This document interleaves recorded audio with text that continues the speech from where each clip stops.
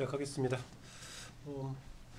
최근에 정치 관련 우리 아이템들이 많은데요. 일단은 오늘 그 새벽에 기각이 됐던 김은경 전 환경부 장관 기각 관련 이야기부터 시작해 보죠.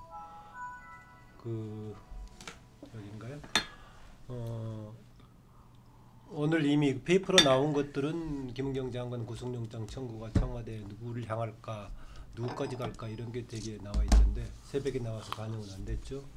그런데 기각 사유를 보니까 검찰의 청구에 대해서 모든 것을 부인하는 내용으로 되어 있던데요. 그러니까 뭐 증거인멸 소지도 없는 것뿐만 아니라 관행이었고, 관행을 이상으로 오히려 최순실 일파의 국정농단 관련된 탄핵 정부에서 불가피한 여러 가지 정비가 필요해서 한 것이었다라는 취지여서 이게 이후로 어떻게 전개가 될지 황 수장 오늘 또 유튜브에서 좀 세게 하실 것 같은데 하고 왔어요. 그래서 아침에 가서. 그래요? 네. 예.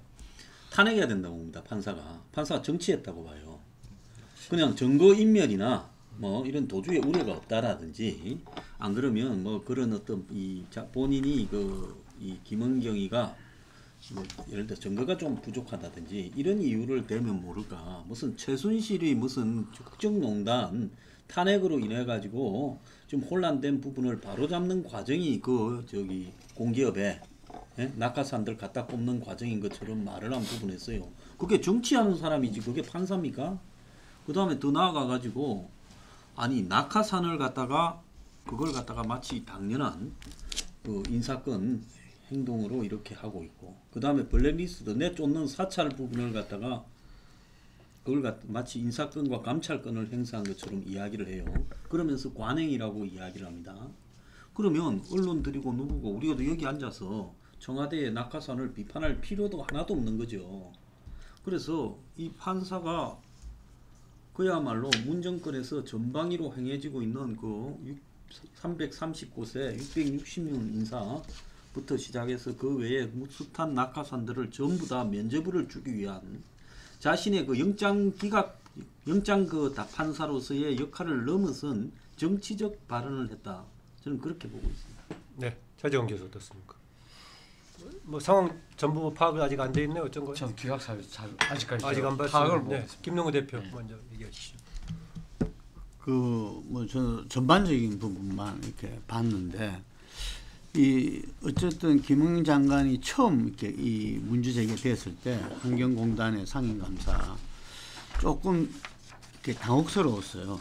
예를 들면은 이게 정권이 바뀔 때마다 그런 일이 좀 종종 있어 왔거든요.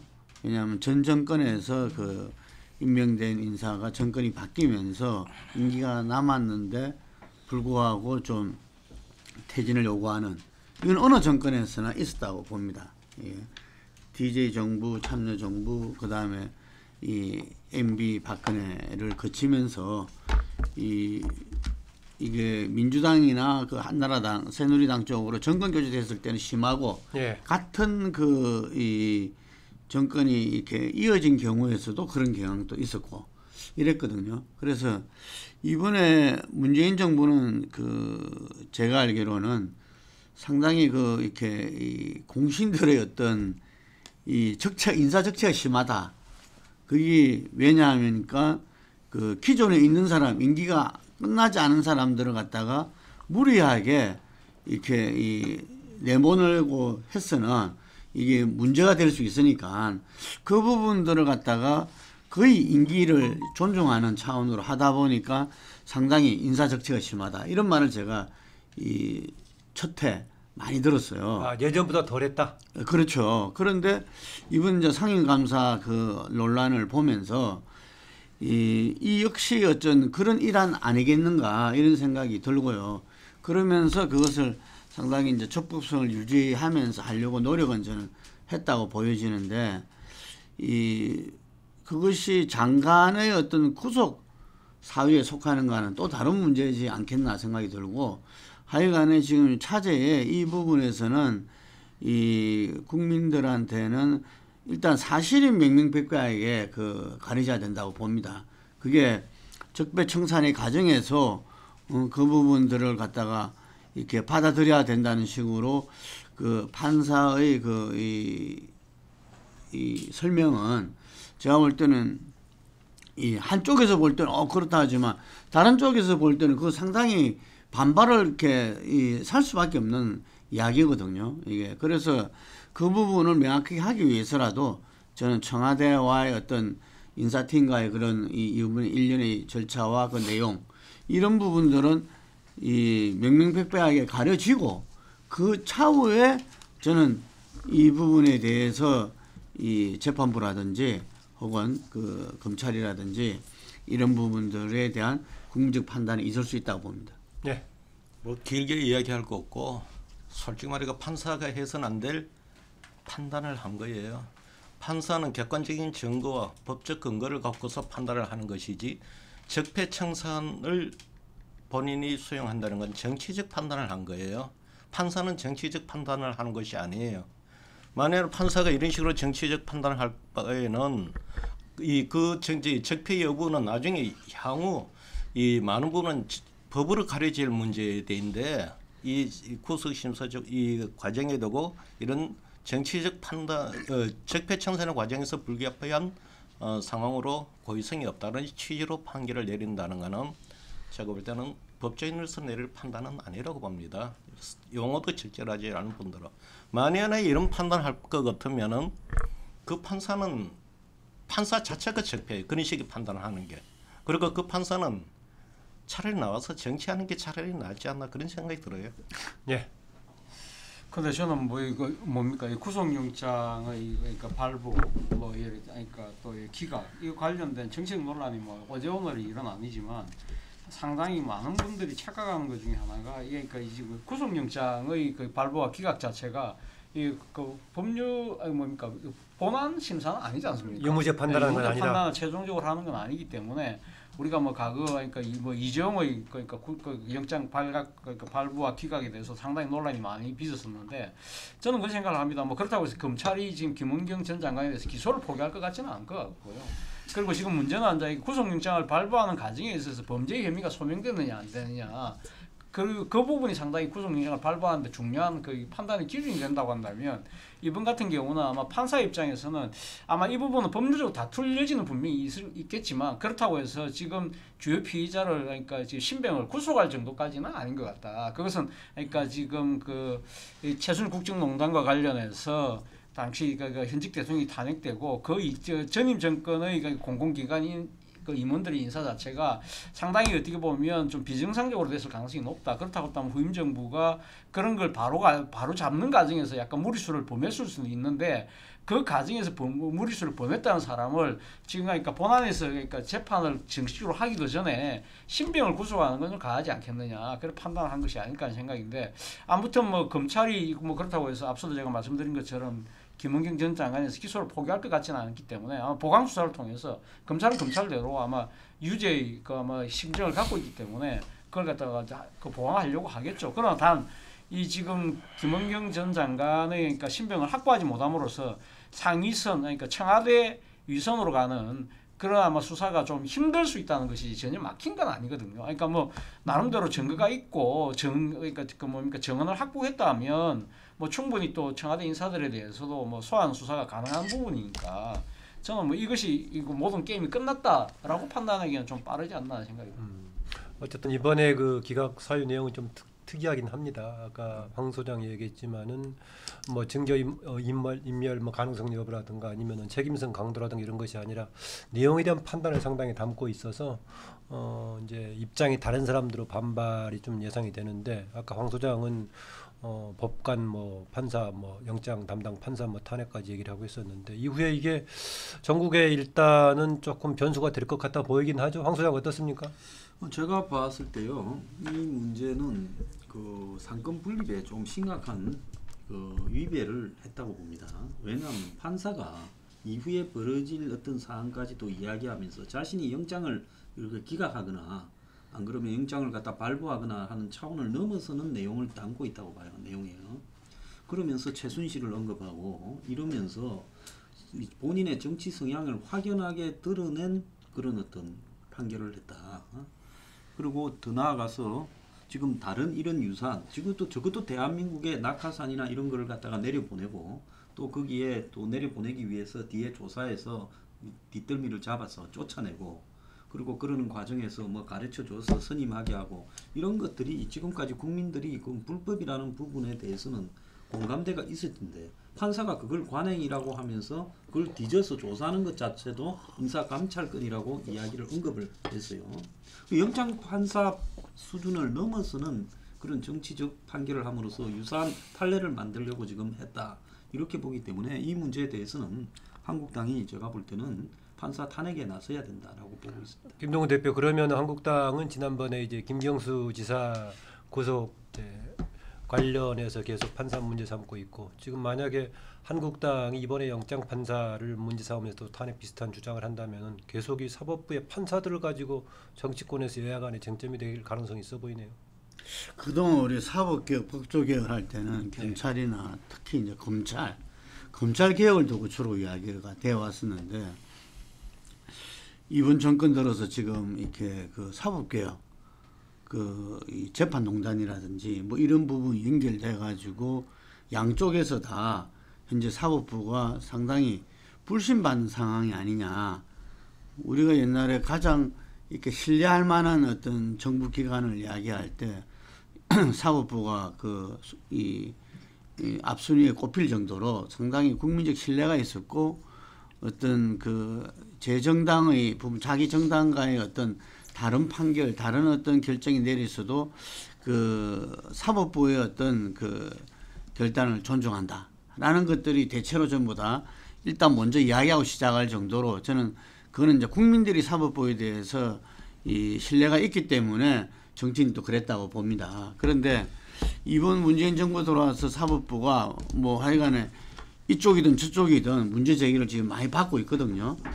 이 문제가 저는 간단히 넘길 문제는 아니라고 봅니다. 왜냐하면은 사법부가 지금까지 우리 해방 이후에 쭉 왔을 때 정말 국민들한테 그 신뢰할 만한, 그리고 우리 민주주의 발전에 도움이 될 만한 그런 부분들을 본인들이 어떤 이 여러 가지 있던 이 위협에도 불구하고 지켜왔느냐 하면은 우리 사법의 역사도, 사법부 역사도 오요의 역사라고 본인들이 인정할 정도였거든요. 그렇기 때문에 저는 차제에 지금 이 사법부가 새롭게 거듭나야 된다는 것은 저는 분명합니다. 그래서 그 대법원장 이하 어떤 사법부가 자체 개혁안도 지금 만들고 뭐 그 시행도 지금 하고 있는 걸로 알고 있는데, 그 수준을 갖다 높여야 된다 이렇게 보여지고, 사법부의 어떤 판단이 한 정파, 어떤 판단은 이 정파, 어떤 판단은 저 정파에서 공격을 받고 하는 부분들은 이 국민들이 볼 때는 상당히 우려스럽고 불안한 일이거든요.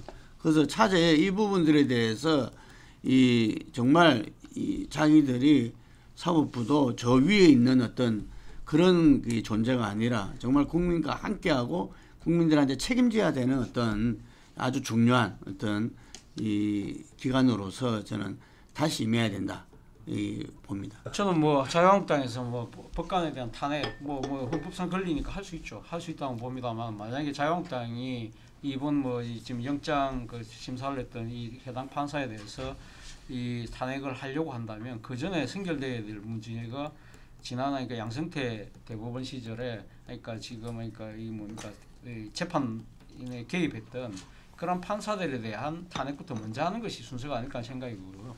그런데 어쨌든 저는 그런 생각을 해봅니다. 지금 뭐 이게 사법개혁 말씀을 하셨지만, 저는 사법개혁이 요체 중에 정치적 독립, 정치적 중립도 중요하지만, 제가 생각했을 때는 우리나라의 사법제도의 가장 큰 문제 중에 하나가 이 피의자들의 그러니까 신병을 구속한 상태에서 재판을 하는 이러한 부분은 저는 좀 상당히 문제가 있는 것이 아닐까 하는 생각을 예전부터 쭉 해왔는데, 그러니까 지금 어떻게 보면 영장 실질심사에 있어서 그러니까 이거 지금 영장 담당 판사를 그러니까 누가 되느냐, 일종의 복골복에 따라서 그 신병이 왔다 갔다 하는 그런 경우가 상당히 많지 않습니까? 그러니까 지금 정확하게 아직까지 뭐 지금 이 그 법정에서 이 피의자에 대해서 충분한 혐의가 지금 다루어지지 않은 상황에서 지금 그 검찰이 진행했던 이 기초적인 조사를 가지고 그 사람의 그러니까 신병을 구속하느냐 마느냐를 판단하는 것 자체가 저는 사실 조금 문제가 있다는 생각을 해왔기 때문에, 저는 차제의 일종의 불구속 재판을 그러니까 기본으로 하고, 그러면서 그러니까 일종의 모든 것을 그러니까 재판을 공판 중심주의로 돌아가서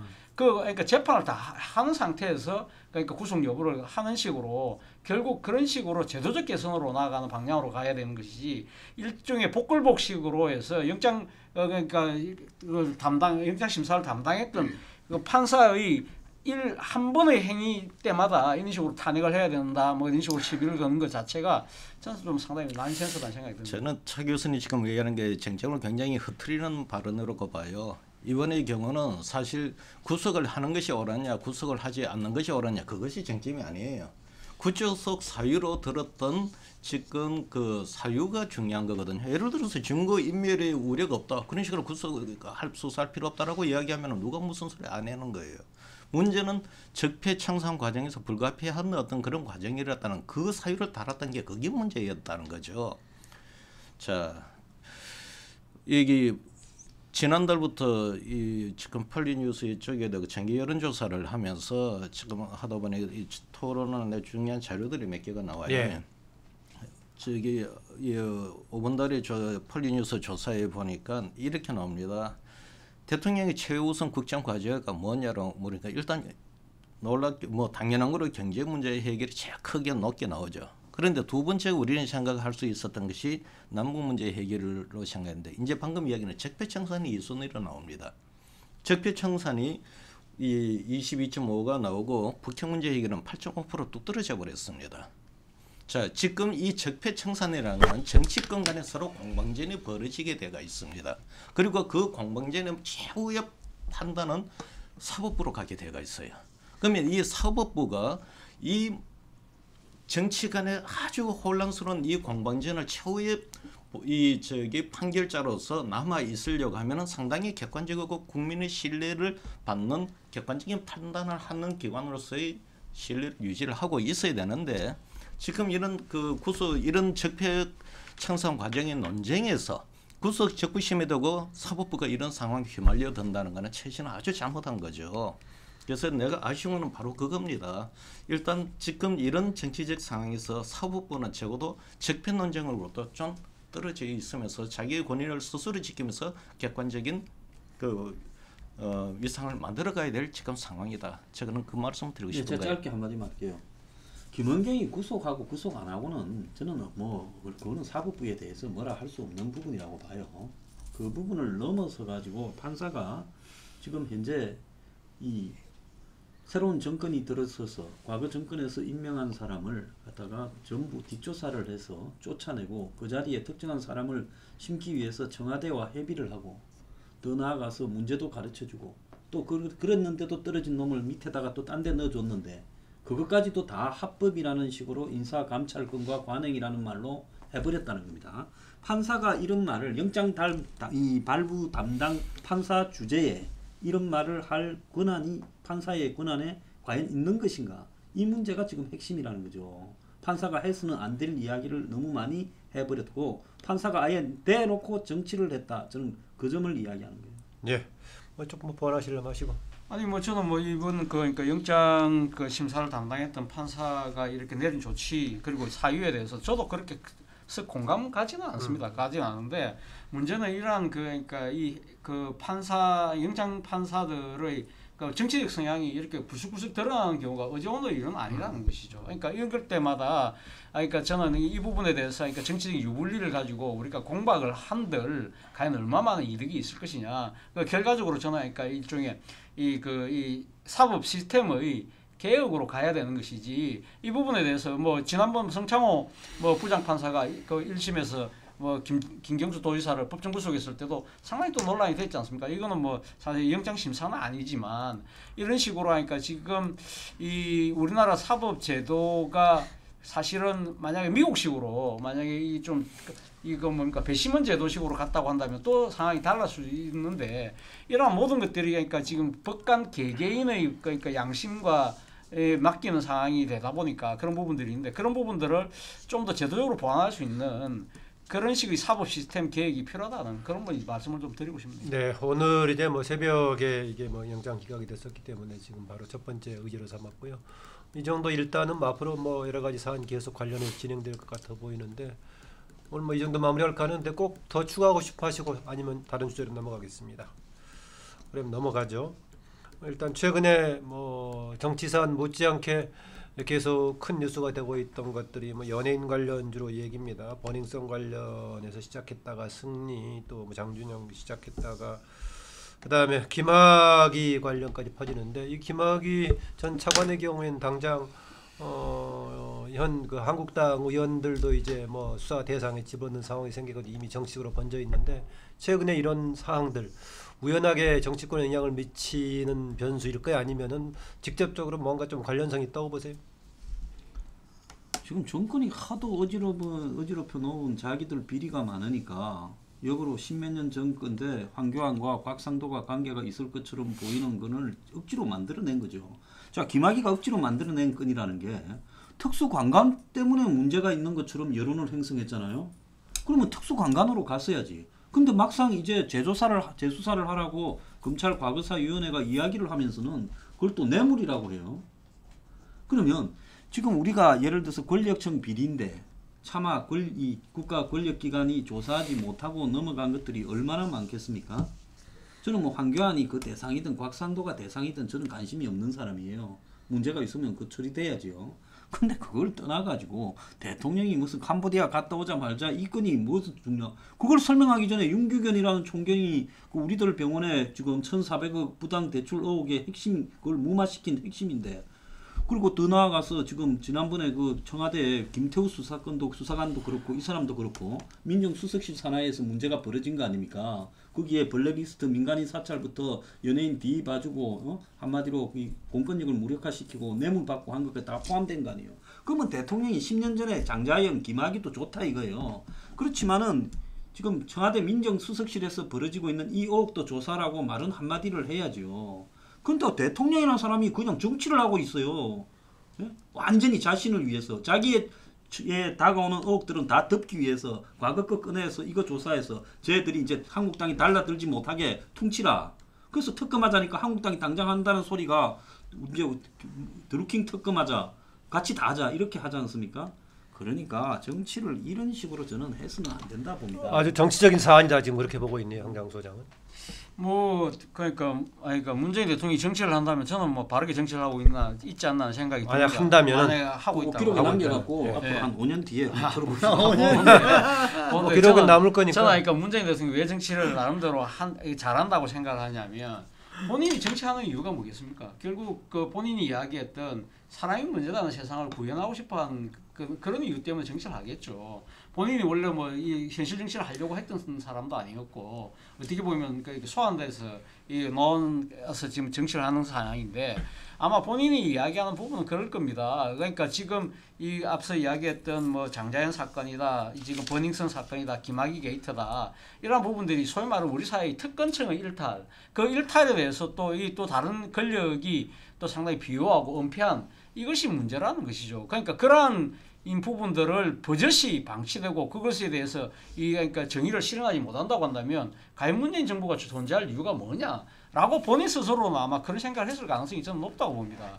본인이 뭐 지금 딴 사람도 아니고 이 지난번 참여정부 시절에 또 대통령 비서실장하면서 참여정부의 가치를 갖고 있는 거 아닙니까? 그때 당시 이 사람 사는 세상이라는 그러한 부분들의 가치를 아마 본인이 이어서 지금 사람이 먼저다는 세상을 아마 하고 싶어 했던 것이겠죠. 그렇다고 한다면 이 그 참여정부 이후 지금 이명박 박근혜 정부 기간 중에 그러니까 권력의 일탈, 그리고 또 자신이 집권하고 있는 이 상황에서 벌어졌던 지금 버닝썬 사건까지도 같이 하자는 거 아니겠습니까? 그렇다고 한다면 굳이 뭐 이렇게 정치적 윤리를 따진다고 한다면 두 개만 하지 왜 버닝썬까지 같이 언급을 했겠느냐, 그런 측면에서 본다고 한다면 아마 이 문재인 대통령이 생각하는 자신이 정치하는 이유가 바로 이 좀 말해서 이 뭐 정의가 강물처럼 흐르는 사회를 만들려고 하는 생각이 맞다고 한다면 저는 그게 맞는 올바른 정치를 하고 있지 않나 생각도. 제가 볼 때는 이게 어떤 뭐 정치가 됐든 국정 운영이 됐든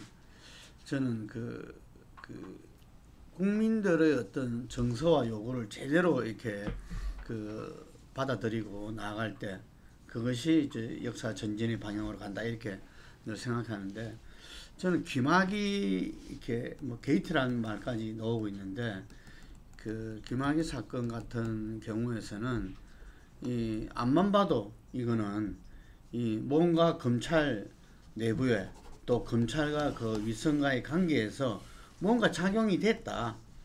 그렇지 않으면은 경찰이나 검찰에서 다 그 동영상의 그 인물이 이 김학의 전 차관으로 특정되는데도 불구하고 검찰에서 2번이나 무혐의 결정이 났다는 것은 이거야말로 우리 촛불에서 이야기했던 국민들이 그만큼 싫어하는 공정성을 상실한 거다. 이거는 이 권력의 어떤 이 작용이 된 거다. 이게 권력농단이다. 이렇게 볼 수밖에 없는 거죠. 김학의는 사건 같은 경우는. 그렇기 때문에 이 부분들을 문재인 대통령이 국민적 분노라는 표현을 쓰셨는데 나는 그거는 적합하다고 이렇게 봅니다. 그 부분은. 그리고 이 부분에 적합한 대해서 방향의 역할이다 이렇게 보네요. 이 부분에 대해서 그 자유한국당이 그 한교안 죽이기다 이렇게 이야기하는데 그 어제 하태경 의원은 인터뷰하니까 그러더라고요.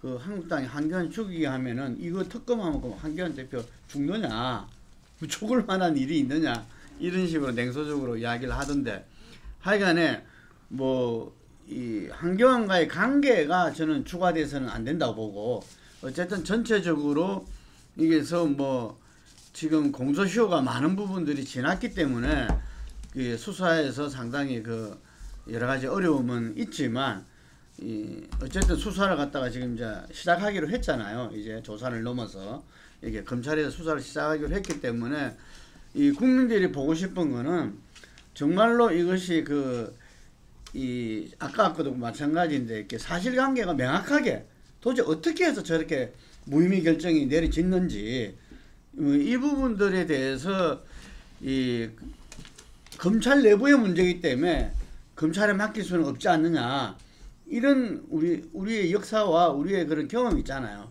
그래서 이건 특검으로 가야 된다 이렇게 보여지고 아까 그 차 교수가 말한 대로 버닝썬 게이트 같은 경우에서는 우리 황 소장도 강조했지만 그 윤 총경이 상당히 권력 관계에서 핵심적인 인물로 지금 떠오르고 있어요.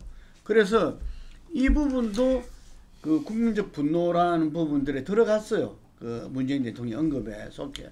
그래서 저는 버닝썬 게이트도 정말 이 정권이 정말 이런 이 사건에 대해서 수사나 이런 것들이 기존 정권과의 달리 권력의 이해관계를 떠나서 어떤 사실규명이라는 그 원칙에서 국민들한테 명명백백하게 보여준다는 차원에서 이것도 제대로 하는 것이 정부의 신뢰, 우리 공권력의 신뢰를 회복하지 않으면은 대한민국은 앞길이 없다는 생각을 하고 있는데 그 부분을 위해서 상당히 중요한 부분 아닌가 봅니다. 황 소장 하시고 황 소장 하십시오. 저기 문재인 대통령이 대통령 되기 전까지 살아왔는 그 여정이나 경력을 봐서 실제 제일 잘할 수 있는 게 지금 사법정의예요. 사법정의가 제일 잘할 수 있는 겁니다. 뭐 경제니 대북 문제보다도.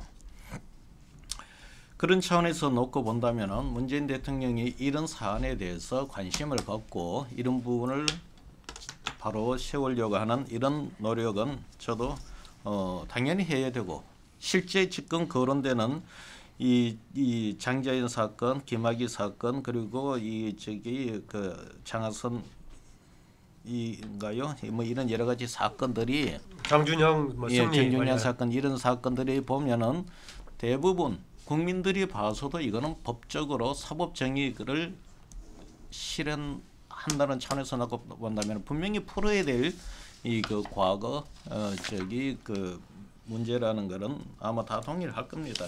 해서 이제 문제는 이것은 뭐 내가 볼 때는 대통령이 여기 갖고 이거에 대해서 이런 것을 추진하는 건 나는 동의를 하는데 문제는 이것을 혹시 정치적 의도나 전국 전환이나 이런 어떤 그 의도를 깔고 한다면은 이거는 내가 볼 때는 오히려 역풍을 맞을 수가 있다 하기 때문에 진행은 하되 적어도 정치적 의도를 떠나갖고 그야말로 평소 이야기하는 대로 사법정의 차원에 두고 그대로 진행을 하면 좋겠다. 조금 전에 우리가 구속 심사의 그 이야기를 했습니다. 김은경 전 장관. 예. 그 문제를 내가 이야기했는 게 바로 이런 문제가 나중에 이제 가면 최종적으로서 사법부에서 판단이 날지인데 특히 그 사법부 중에서도 판사 즉 법원에 대고 법원만큼 사법부 내에서도 법원만큼이라도 이 부분에 대고 최대한 권위를 유지를 하고 있어야 되는데 아까 이야기했던 것이 참 모양새가 안 좋다.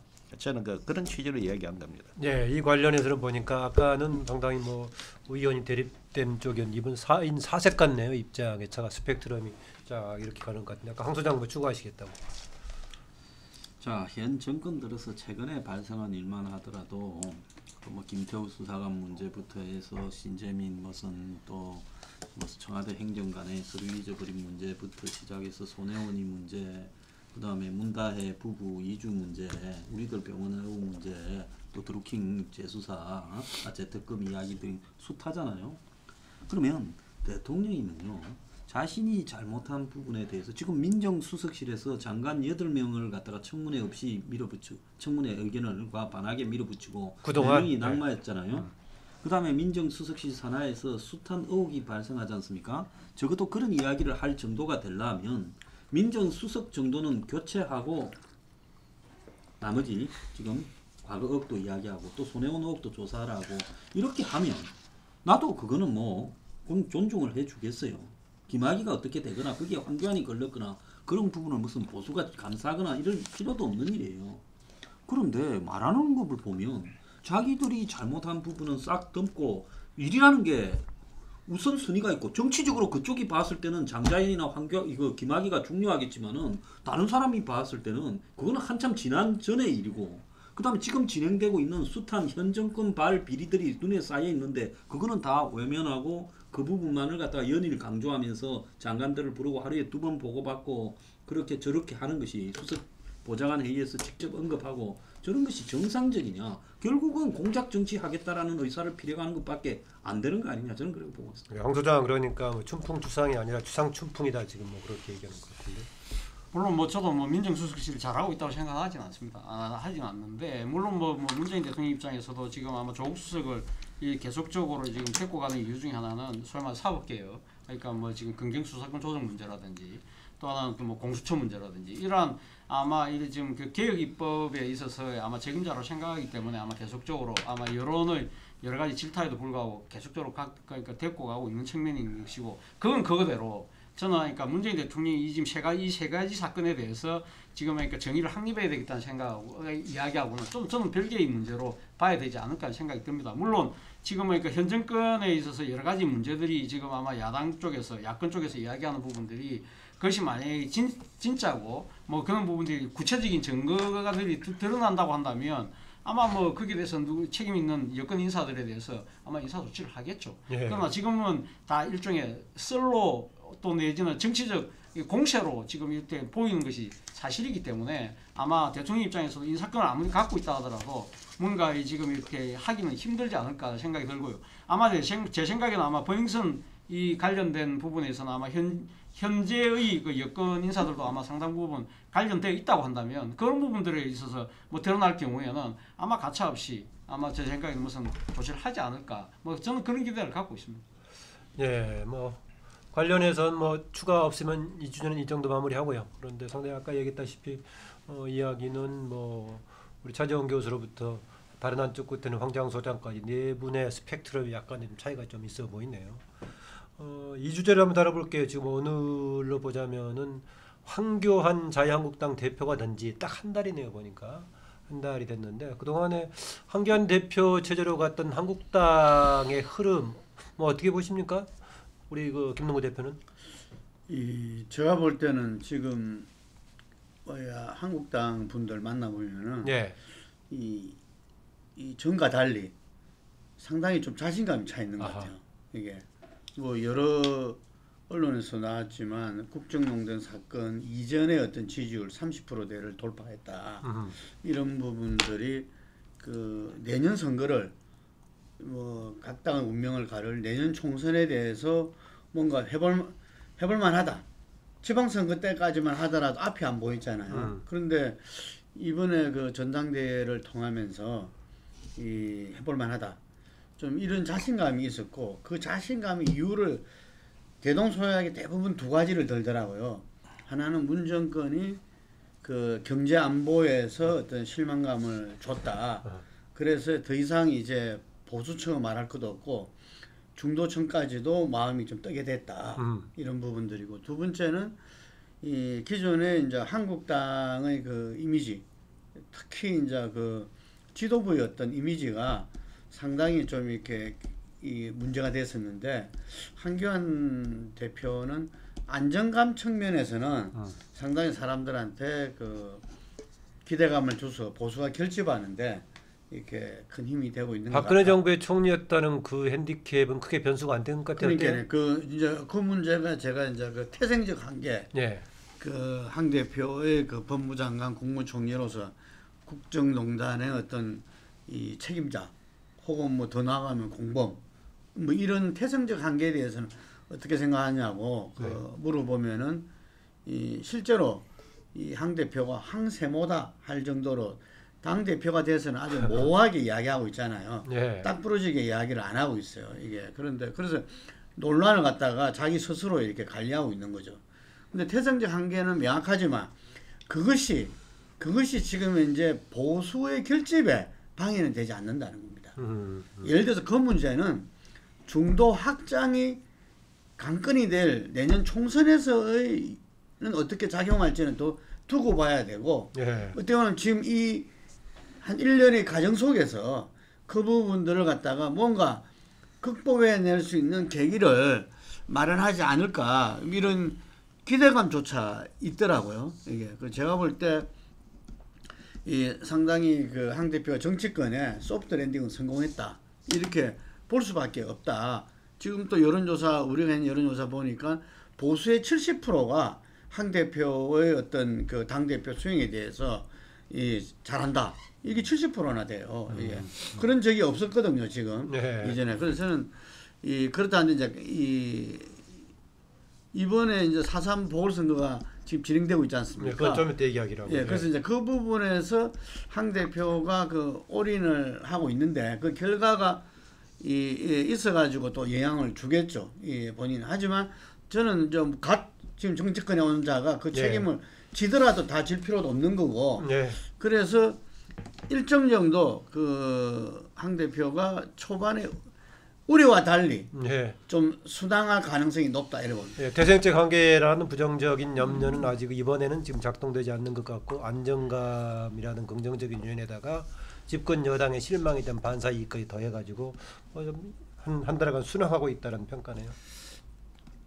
이제 방금 김 대표님이 그 언급에는 정기 여론조사 폴리뉴스 K&A24가 이제 데이터 리서치에 의뢰해서 조사했던 건데 거기 보면은 황 대표의 야당 지도자로서의 역할 수행 평가가 잘한다가 얼마 나오냐면 41%가 나옵니다.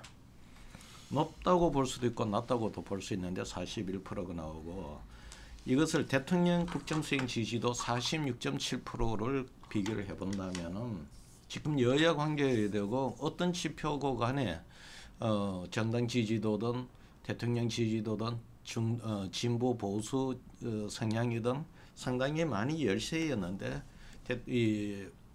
많이 근접했는 수치다. 그런데 이게 태생적 한계를 이야기했는데 뭐 몇몇 그 여론조사에서는 황 대표가 차기 대권 주자에서 좋은 그 평가로 나오는에도 불구하고 초기 지지율이 41%가 나온다는 것은 결국 태생적 한계의 벽이 지금 막혀 있는 부분도 있다. 네, 그걸 보여주고요. 조금 전에 자유한국당 지지자들 70%가 잘한다라고 이야기를 했는데 그건 맞습니다. 보수 쪽은 황 대표에 대해서 긍정적으로 평가를 해요. 진보 쪽은 문재인 대통령 긍정 평가로 이렇게 치우칩니다. 그러나 황 대표도 문재인 대통령도 마찬가지고 황 대표도 지금 이번 여론조사에 보면 중도층에서는 대통령도 그렇고 황 대표도 그렇고 긍정평가보다도 부정평가가 다 높아요. 현재 이 황 대표는 중도층을 지금 잡는 데는 성공하지 못하고 있는 것이 지표상으로 나타나고 있습니다. 예. 예. 정체성에 있어서는 어렵게 중도까지 확장하지 못하고 있고 기존의 뭐 틀을 크게 벗어나지 못하고 있다고 보네요. 예. 예, 뭐 일단 황 대표가 일단 소프트 랜딩은 한 것 같습니다. 한 것 예. 같고 지금 아마 지금 앞서 뭐 말씀하신 것처럼 자유한국당의 지지율이 지금 30%를 회복했고 아마 일종의 그동안의 샤이 보스들이 다시 앉아 이제는 한번 해볼 만하다. 그런 아마 기대를 갖고 있는 건 분명한 거고 그 계기가 아마 한교안 당대표의 취임 이런 것도 상당히 아마 저는 뭐 크게 작용했다고 보는데 그건 아무래도 그게 일종의 신상품에 대한 기대.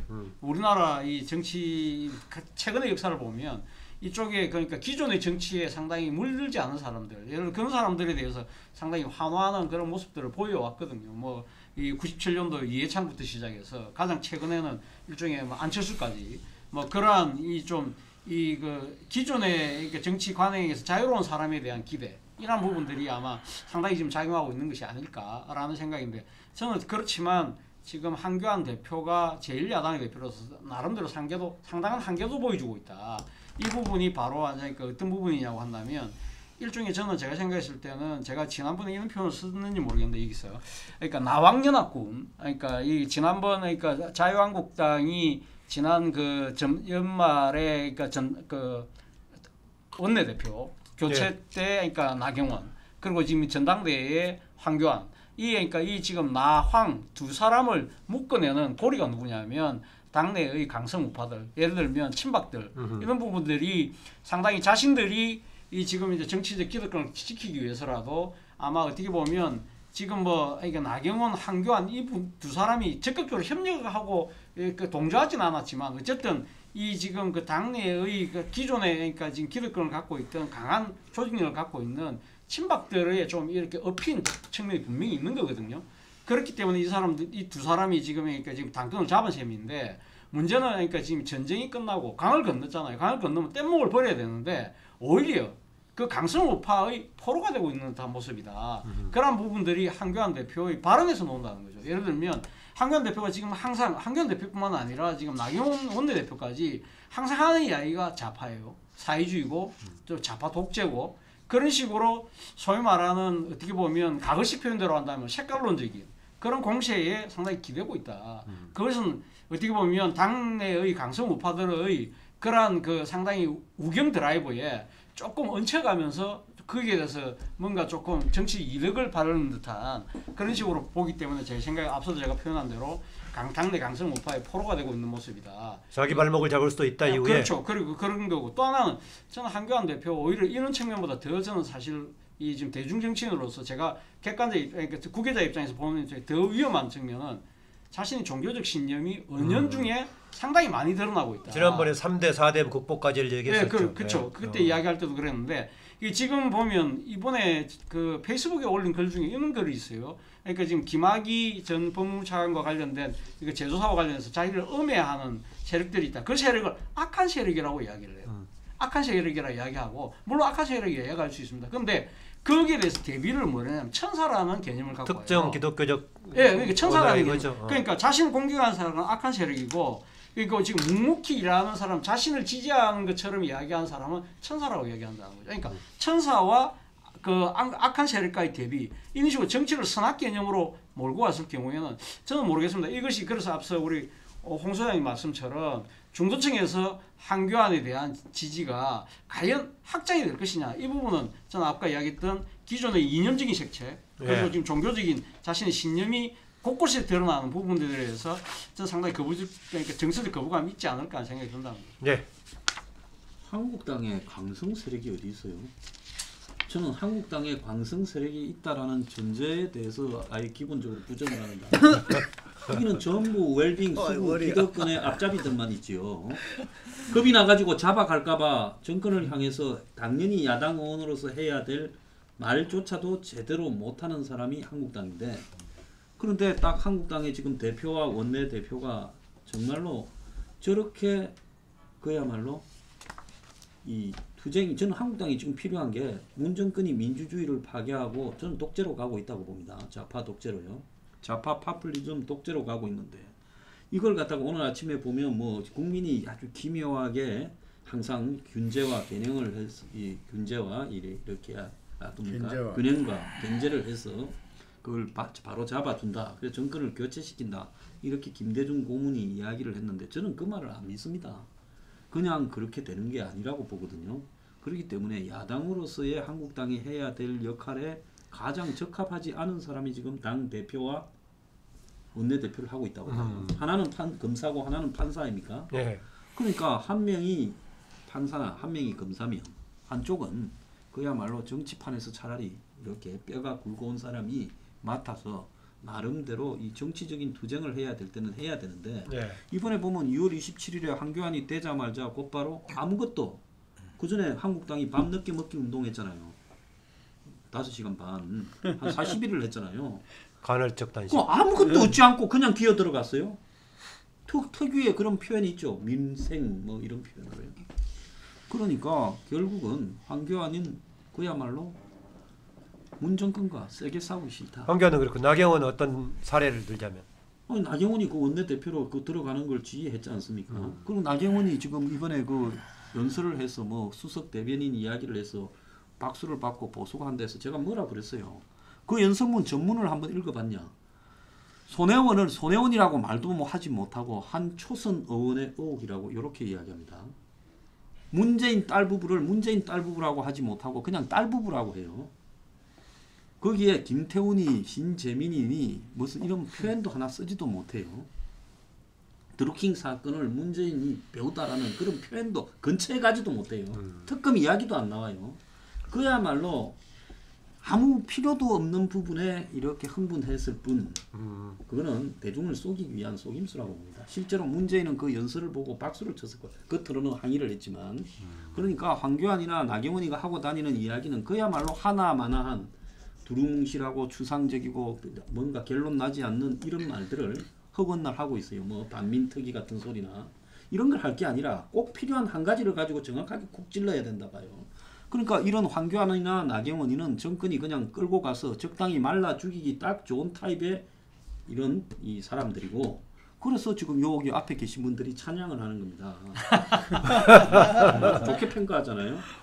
그래서 제가 볼 때는 이 지금 이 민주당의 문정권이 좀 부안무치하기 때문에 내년 총선을 앞두고 두 가지 폭탄을 터뜨릴 거라 봐요. 하나는 대북 폭탄이고 다른 하나는 한국당 지도부를 한 10월 달이나 11월쯤 날려버리면 제가 볼 때 이미 공천권 다 내정하고 뭐 챙길 것으로 다 챙기고 끝났을 건데 그때쯤 지도부가 날아가 버리면 어떤 일이 벌어질 거냐.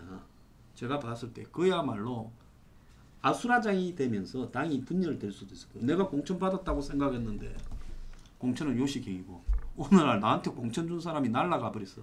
그러면 그때는 이제 어디 가서 항의를 할 겁니까? 그러면 새로운 비대위가 구성되든지 뭐니 해서 공천을 주고 간 이제 난리가 나는 거죠. 그래서 이런 그럼 한국당 내년 총선 전망이 없네요. 그러면 그래서 지금 저는 현재로서 황교안 나경원 체제가 이대로 가다가는 한 방에 얻어맞고 갈 수 있다. 그래서 지금 당장 그 문제가 되는 게 16억 아닙니까?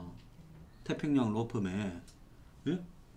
정관 예우로서 받은 것이냐 아닌 거냐에 대해서 그것도 정확하게 지금 짚고 넘어가야지. 김학의 건으로도 황교안 겨냥한다고 야단인데 근데 16억을 받았는데 뭐 18건인가 수임했다는데 한 건 빼놓고 17건은 어디서 나왔는지 본인이 해명도 안 하고 있어요. 그러다가 나중에 뭐 이거 어디서 뻥 터지고 태평양에 압수수색이라도 들어가서 나중에 정말로 이것이 수임해서 받은 거냐 사후 뇌물이냐 특정 대기업이 지금 나오고 있잖아요. 목줄을 잡고 있을 가능성이 크다라고 네, 보네요. 그렇기 때문에 그러니까 항상 그냥 이지고잉으로 살살 이렇게 로키로 기다가 자기는 그렇게 생각했죠. 로키로 기면 문정권이 봐줄 거다. 그래서 되고 난 뒤에 특검을 하나도 주장하지 않고 국회로 기어 들어갔다고 봐요. 그랬는데 봐주는 게 아니라 한다면 조져버리지 않습니까? 바로 김학의로요. 그러니까 황교안은 그야말로 정치의 본질조차도 이해 못하는 저는 솔직히 말하면 좀 함량 미달이다 이러고 봅니다. 저는 자유한국당이 내년 총선을 앞두고 비대위 가능성은 상존해 있다고 봅니다. 왜냐하면은 솔직히 이야기합니다. 이 총선은 차기 대권을 두고 이 총선의 승부가 대권으로 가는 경우가 우리 역사에서 이 법칙처럼 이렇게 있어 왔기 때문에 올인할 수밖에 없거든요.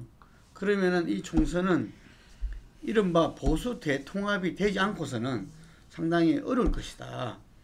그리고 이 보수 대통합의 주도는 이 중간층으로서의 지지가 확장되기 위한 개혁 보수 세력이 어떤 그 보수 대통합의 이 주축이 될 수밖에 없다. 황순환 같은 사람도 가세할 가능성이 아, 있다고 보세요? 저는 제가 정당 만들지 않고는 정치판에 안 납니다. 저는 네. 몇 차례 공개적으로 이야기했어요. 그래서 네. 지금 어떤 면에서는 이 극우 세력 뭐 말하자면은 그 개혁 보수가 아닌 보수의 좀 전반적인 그 기준에 맞춰서 저는 아까 말하지만 뭐 이 보수의 중간보다는 약간 우경화된 그 부분에 지금 이제 그 이 기준을 맞춰서 황 대표가 현재 예, 이 나 대표도 그러고 있다면은 이것이 지금은 유효할지라도 총선 임박에서는 이게 유효하지 않거든요. 예, 않기 때문에 그 부분들은 바로 이제 30%를 넘어서 이렇게 아주 지금 기세등등할 수도 있지만 나중에 돼 가지고는 이 총선 가상 대결에서는 늘 이렇게 지금 오늘 이게 패스트트랙도 지금 진행 중이지만 제가 볼 때는 패스트트랙도 뭐 쉽지 않다 보고 예. 되더라도 본회의 통과는 어렵다고 다들 보더라고요. 저 국회에서는 이게 그런데 그럼 현행 선거법으로 그냥 간다고 봤을 때 이거는 그 이 성자 독식제이기 때문에 이 지금 보수 세력이 자유한국당과 이 부분이 이대로 가다가는 몰패를 당할 수 있는 거죠. 이게 일부 지역을 빼놓고는 그렇기 때문에 저는 이게서 턴을 해야 되는데 일정 그 시점에서 그 턴이 이 사람을 바꾸지 않고 황 대표와 나 대표가 예. 어쨌든 지금 현재 임기상으로 보면 총선을 책임지는 지도부거든요. 사람을 바꾸지 않고 이 그 턴이 가능한가? 예를 들면 중심을 갖다가 현재 그 보수 우익에 있다가 개혁 보수로서 바꾸는 부분들이 이 자기 당의 어떤 이미지를 갖다가 예. 그게 가능한가? 그게 가능하지 않다면 저는 비대위로 갈 수밖에 없다고 보여지거든요. 예. 그래서 그거를 갖다가 이 황 대표가 대권을 생각한다면은 계속 생각할 수밖에 없다. 그게 어떤 경로로 해서 이 가야 될 건지 또 어떤 세력과 함께 해야 될 건지. 그래서 이런 부분들이 개혁 보수 세력은 이 자기들 나름대로 이렇게 또 이렇게 그 형성하려고 할 거잖아요. 그래서 이 두 부분들이 맞부딪히는 시점이 이 연말 정도 되지 않겠나 봅니다. 예, 아까 차재원 교수는 다른 배경 속에서 황교안이 가지고 있는 여러 가지 극복 과제 때문에 상당히 어려울 거다 그렇게 했었는데 뭐 좀 이따 듣기로 하고 얘기하십시오. 황 대표 문제가 나왔으니까 그 문제 관련해서 좀 부연을 하면은 원래 전당대회는 당내 행사입니다. 그러다 보니까 자기 주 지지 계층들을 대상으로 캠페인을 하는 거예요. 전당대회는 보수층 때에 따라서는 보수층 내에서도 극보수층들을 대를 발언권이 세니까 겨냥을 해서 잡으면은 이길 수가 있습니다. 당 대표가 될 수가 있습니다. 그러나 당 대표가 되고 나서 황 대표 입장에서 총선을 치르고 본인이 진짜 자기 대권이 자기 목표라면 보수만 잡아갖고는 역대 우리나라 선거에도 그 성공한 사례가 없습니다. 중도층에서 우위를 점해야만이 항상 선거 대선에서나 총선에서 이깁니다. 현재 우리나라 지금 이 보수와 진보층의 이 어느 정도 되느냐 그 측정하는 척도에 따라 다르지만은 제가 볼 때는 보수를 다소 보수적이다라는 그러니까 온건 보수까지 포함을 해도 30%가 넘어가지를 않아요. 30% 정도밖에 되지 않습니다. 30%를 갖고서 총선이나 대선에서 이긴다는 것은 사실상 힘든다고 봐요. 근데 지금 현재 황 대표나 뭐 지금 뭐 나경원 원내대표는 이야기할 대상이 아니라 치고 황 대표가 현재 당 대표로서 저기 그 한 달 남짓 지금 그 당을 이끌어오는 과정을 보면은 이 전략적 전환을 아직 제대로 성공적으로 못 하고 있는 것 같다. 오히려 과거 얼마 전에 있었던 전당대회에서의 보수, 특히 극보수의 위력에 짓눌려 있지 않는가. 예. 그것을 너무 의식하고 지금 행보를 하고 있지 않는가. 만약에 이런 행보로 간다면 총선, 대선 쉽지 않다. 저는 그렇게 봐요. 그 황 소장 약간 하나 생각이 좀 전하고 좀 바뀐 것 같아서 한번 추가로 질문할게요. 전에는 총선 때 가면은 지금 여야 관계에서 지지가 좀 뒤집어질 거다라고 봤었는데 아까 다시 이제 현 지도 체제로 보자면은 그럴 전망이 없어 보이네요. 지금 현 지도 체제는 이렇게 생각하겠죠. 문 정권이 계속 무너질 거다. 과거의 노무현 정권처럼요. 노무현 정권이 2006년 12월에 지지율이 5%대였습니다. 2006년 12월에요. 그러니 2007년에는 말할 것도 없었지요. 그러니까 여당이 해체돼 버리고 난리가 났던 거 아닙니까? 그래서 이제 그런 식으로 갈 거라고 생각하고 자신들이 정권과 크게 맞서지 않고 말만 이렇게 두루뭉실하게 세게 하지 실제적으로는 정권의 아픈 데를 건드리지 않고 그냥 밑에서 로키로 이지고잉하고 있다. 이게 난 본질이라고 봅니다. 확 나가요. 그런데 문제는 뭔가 하면 문재인 정권은 과거에 노무현 정권의 경험을 해봤기 때문에 그런 식으로 지지율이 추락하는 과정을 겪으면서 사실 노무현 전 대통령은 문재인에 비하면 굉장히 저는 비판을 그때 많이 한 사람인데 양반이고 그래도 상식적인 정치를 했다고 보고 있어요. 근데 문 정권은 그렇기보다는 그런 어떤 지지율 추락을 감내하지 않기 위한 할 수 있는 모든 수단과 방법을 다 가리지 않고 두려움 없이 이렇게 정치적인 이 테크닉을 발휘할 거라고 봐요. 아 그래요? 사람이 먼저다 강조했는. 아 사람이 먼저도 아니죠. 내 사람이 먼저고 남 사람은 원수다 이런 건데 그래서 제가 볼 때는 황교안, 나경원 지도부를 직접 겨냥해서 폭탄도 터뜨릴 거라고 보고 있습니다. 그래서 그 타이밍은 11월쯤이 제일 적절하죠. 그렇게 되면 한국당은 제가 볼 때 이미 무기는 가지고 있다. 가지고 있다 봅니다. 그래서 황교안이 그런 부분을 뭐 자기는 그런 거 없다라고 두루뭉실하게 넘어갈 게 아니라면 지금 제기될 수 있는 삼성 X파일과 관련해서 황교안과 삼성 관계는 선업권으로 연루돼 있지 않습니까? 그래서 그런 부분에서 황교안이 자신은 그런 부분에서 문제 없다. 16억 그거 과거에 뭐 정관 예우였다. 뭐 내가 뭐 그런 거 떳떳한 건 아니지만 별 문제 없다 이래 말할 게 아니라 어디서 누구한테 수임을 받았고 그 출처가 어디고 거기에 법적인 문제가 정말로 없는 건지에 대해서 황교안 먼저 본인이 스스로 그 폭탄을 제거할 필요가 있다 봅니다. 그렇지 않으면 내가 볼 때는 그것이 완전히 정권이 지금 겨냥하고 있는 폭탄이고 김학의 거는 황교안을 흔들고 겁주기 위한 부분으로 보고요. 예. 실제 본질은 또 딴 데 있다고 봐요. 그렇기 때문에 황교안이 거기에 대해서 답을 하지 못하면 지금 이 시점에서 한국당 대표를 계속하면 안 되지요. 뭐 저도 황교안 체제의 가장 큰 리스크가 황교안 그 자체라는 거는 인정하는데 문제는 그러니까 그 내관을 터뜨릴 사람이 그러니까 지금 뭐 문재인 정부가 아니라 제가 생각했을 때 아직도 그러니까 내관이 지금 터질 상황도 아닌 것 같고요. 지금은 뭐 앞서 뭐 말씀들 하셨지만 지금 자유한국당의 지지율이 30% 반등하는 상황이고 지금 강력하게 지금 대여 투쟁을 하고 있는 상황이지 않습니까? 그리고 지금 당내가 일단은 한 목소리를 지금 강력한 대여 투쟁을 하고 있다고. 보수가 안 한다고 하는데 쇼하고 자빠졌다는데 좌파가 강력하게 투쟁을 하고 있다고 하니까 이게 공작이지 않습니까? 자, 제가 아니면 황 소장이 이중 공작일 수도 있고. 공작을 하고 있는지 모르겠는데 그 어쨌든 제가 생각했을 때는 뭐 지금 모르겠습니다. 황교안 대표에 대해서 어디 그러니까 정권 차원에서의 뭔가 이렇게 뭔가 공작을 한다. 그건 제가 생각했을 때는 지금 시대 상황하고는 전혀 맞지 않는 이야기예요. 김학의는 그거는 정상이라고. 그러니까 지금 김학의 부분도 과연 제대로 수사가 될까? 저는 뭐 거기에 대해서 상당히 퀘스천 마크를 갖고 있습니다. 그러니까 그 자체가 상당히 그 김학의 한 명 자체도 이렇게 제대로 기소를 해서 단죄하기가 쉽지 않은 상황이다.